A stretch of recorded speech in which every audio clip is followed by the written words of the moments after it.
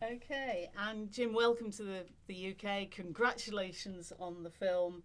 Originally, of course, a short, and now expanded into a full-length feature. Now, because the short is all about the eulogy at the funeral, and your character does actually perform Thunder Road, but not in the full-length version. Why did you make that change?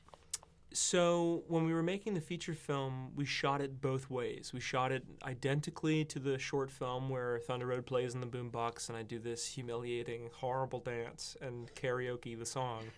And then we broke for lunch, and then I had this alternate eulogy that I wanted to do, and then we shot that 9 times. And the performance of the complete take of the 9th one, the 18th take that day, the one that's in the film, was just so much better. The camera work, my performance, just it felt like this horrible nosedive watching somebody. It was just this horrible experience to watch this guy.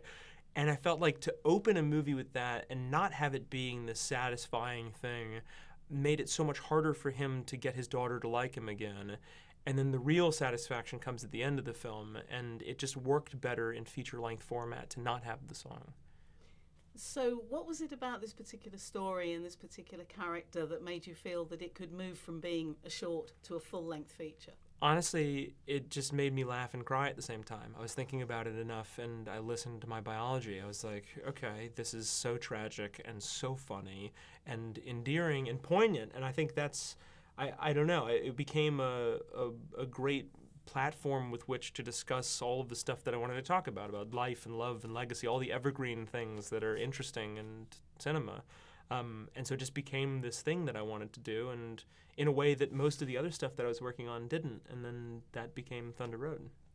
And you've mentioned the sort of pain that there is in the film. I mean, it is very funny. It is absolutely agonizingly painful to watch. And I sort of get the impression that you're a fan of British comedy. So you must have seen Fawlty Towers. I have seen Fawlty Towers. So that you will know that Basil Fawlty is rather like Jim. He's a man right on the edge. For sure. And there are so many episodes where he's spinning so many plates at the same time, and they're all crashing, and he's just trying to save his dignity and the image of his enterprise. And he's surrounded by these buffoons. And he's like, man, if I could only have a life without these idiots. And that's so funny. And it also is so stressful. You're watching somebody go through a pressure cooker and a panic attack every 15 seconds, and that's hilarious. Yeah, absolutely. I wondered how much British comedy had inspired or influenced your work. Well, Alan Partridge is a huge one for me. Like, the comedy is never punchline driven. It's like the punchlines are just watching that guy reveal his demons, and that's what's funny about it. It's all about the character and what he doesn't know about himself.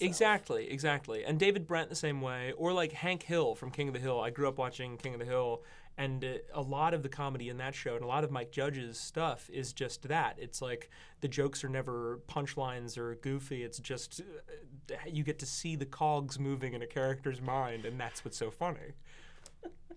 Now, we're in a bit of a confined space here, so I'm not going to ask you to perform your dance from Thunder Road. Thank Christ. I did wonder if we could have a few lines from the song.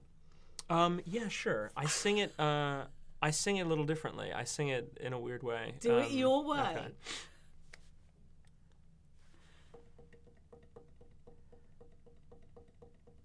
Screen door slams, Mary's dress waves.